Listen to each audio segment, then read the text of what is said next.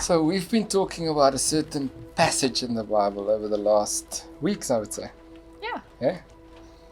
In Luke 10 it says, "Now as they went on their way, Jesus entered a village, and a woman named Martha welcomed him into her house. And she had a sister called Mary who sat at the Lord's feet and listened to his teachings. But Martha was distracted with so much serving, and she went up to him and said, 'Lord, do you not care that my sister has left me to serve alone? Tell her then to help me.' And then Jesus answered, 'Martha, Martha, you are anxious and troubled about many things, but one thing is necessary. Mary has chosen the good portion, which will not be taken away from her.'" And what we've experienced is, in the past, a lot of teaching on that. If you think about the churches we come from, a lot of interpretations about who was right, who was wrong, Mary, Martha.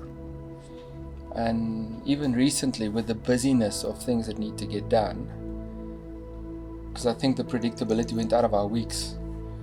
You can't have a Monday and then a Tuesday and a Wednesday rest and a Thursday and a Friday and then a Saturday rest. It wasn't like that. Everything just kind of commingled into something. A lot of people have started saying we shouldn't be caught up in the Marthaing. We should be marrying, if there's even such a word.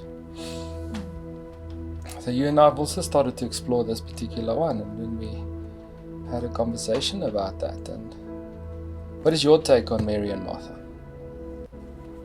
I think I've always had a bit of a controversial take on Mary and Martha, because I think when we read the Bible, we need to understand that it is written in a context for a certain audience in a certain time. So I think that's the one thing we need to take into consideration. But then also, when we are reading the Bible, obviously we are wanting to apply it to where we are and make it real for our own lives. So for me, the story of Mary and Martha, I think it's wrong of us to want to say that one was right and one was wrong. And I can understand that we get to that conclusion by what Jesus says. Martha, Martha, like you read it. But I don't always think that it is just the physical state of being with Jesus that he is addressing in that passage. I think quite often we need to think of him addressing our thought life, because I think we can be very present with Jesus in our physical being, like bowing down or having a moment with him. But our thoughts can be in a completely different place. And I think that's where God starts discerning whether we are doing the good thing or not the good thing. I think that's one take for me. That it's...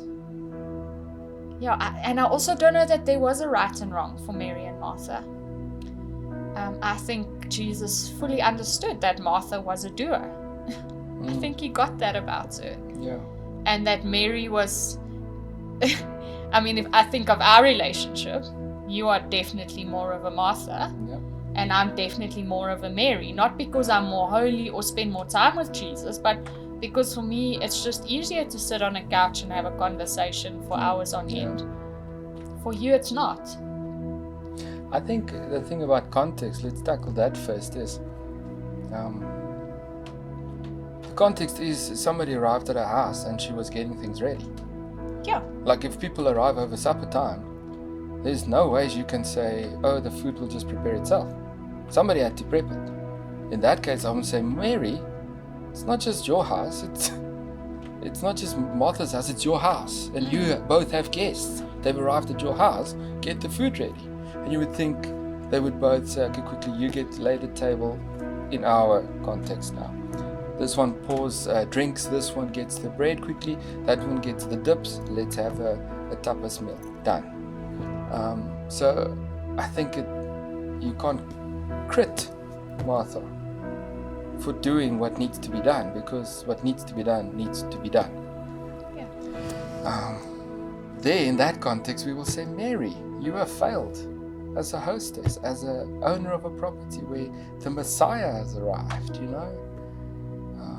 And then a few verses later, you almost side with Mary again, because once everything is ready, you do sit down and have a meal.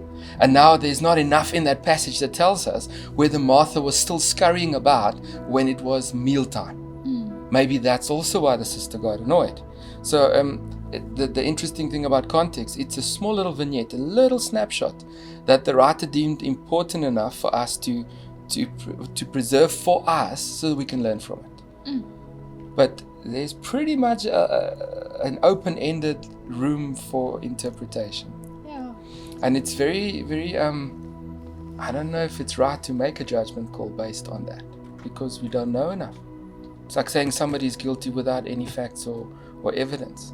What we can do is possibly pay attention to Jesus' words and what his deeper meaning could be. That would probably be more contextual and more relevant. I'm also thinking of how often Jesus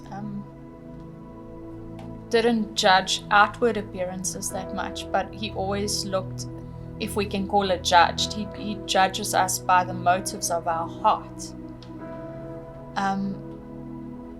Because that's what truly matters, and that's what is truly at the core of us.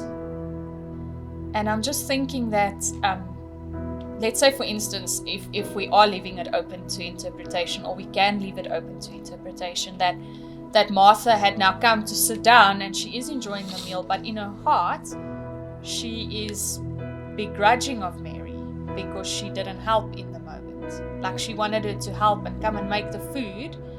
And because her heart's attitude towards Mary is not right, not necessarily the fact that it is that Mary didn't help her, but it's the fact that she's now actually making a scene about it, or is still holding on to that. Maybe it's that Jesus was addressing, is that heart attitude of, maybe you should just let it go, and you could have rather spent that time focusing on me, whether it was kneeling before me or focusing on me while you were doing the things, and allowing Martha to have her moment with me.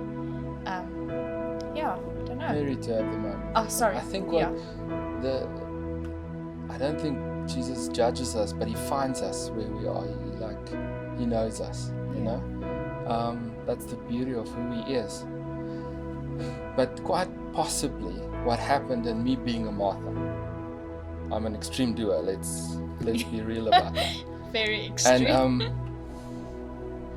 you can easily lose yourself in focusing on putting up the perfect event, the perfect reception for the Messiah, the thing that is worthy of him being received. And in itself, it's not a bad thing to really serve hard.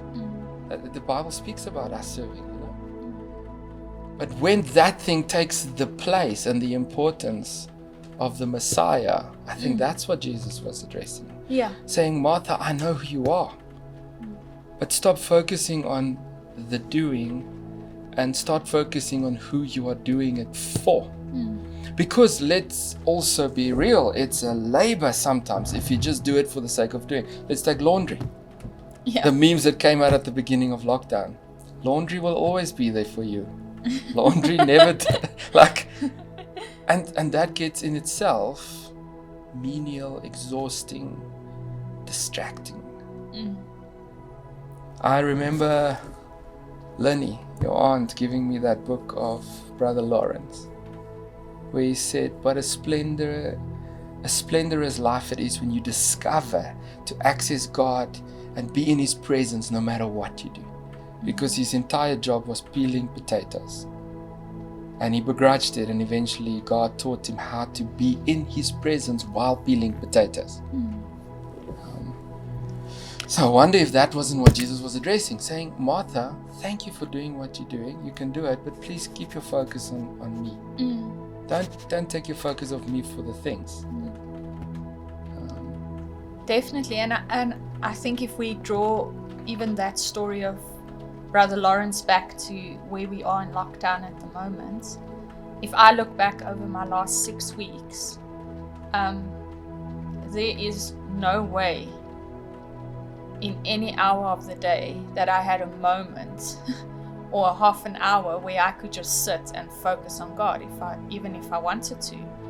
Between homeschooling 5 children, seeing to my own studies, the house, cooking, recordings, worship, prepping for sermons, all the stuff that I've had to do, I've had to find exactly that. While I was peeling my potatoes, I had to find ways to make God's presence so real in that moment and recognize my need for Him in this time, for everything that I have to do. And that it's not just recognizing a need for Him, Lord, I just need you so much just to get through this day because I'm so exhausted or overwhelmed or whatever. But Lord, my need for you is that I cannot take the next breath without you. I cannot have the next moment, even if it is overwhelming. I cannot access your peace in that place if I don't have you in me and with me. And maybe that's what Jesus was telling Martha. It could be a myriad of things. It could say, Martha, you are too busy. We've now eaten, relax. You and yourself need rest. Could have been focusing on me while you're doing this. Don't get consumed by the event and the things that need to be done. And then, Martha, don't compare yourself to your sister. You are different. Yeah. Like I think how often we tell our kids, you are each uniquely made. That one can sing, that one can draw. And if we as broken parents know that about our kids, how much more does God know that about us? Like, there's no ways if He's made me in a certain way and He has allowed certain experiences to shape me, that He's now saying what you are is not good enough. Yeah. That can't be His heart, because it's impossible. It can't be in His heart. So I think He finds us where we are if we allow Him to find us. Yeah. If we focus on finding Him in what we do. Because I know when I have to process things, I move furniture around, or for me to, part of my prep ritual, if I can call it that, for a message is to clean something, to organize the kitchen or do the dishes or something. And I find that while I'm doing that, God speaks to me. So I think there I'm probably doing the Mary focus in a Martha state. Yeah. And I don't know if God is offended by that. We were actually chatting about this last night in bed, and you said something so profound, and maybe you can just mention that here, where you said, as earthly fathers and mothers, we know how to connect with our children to feel loved.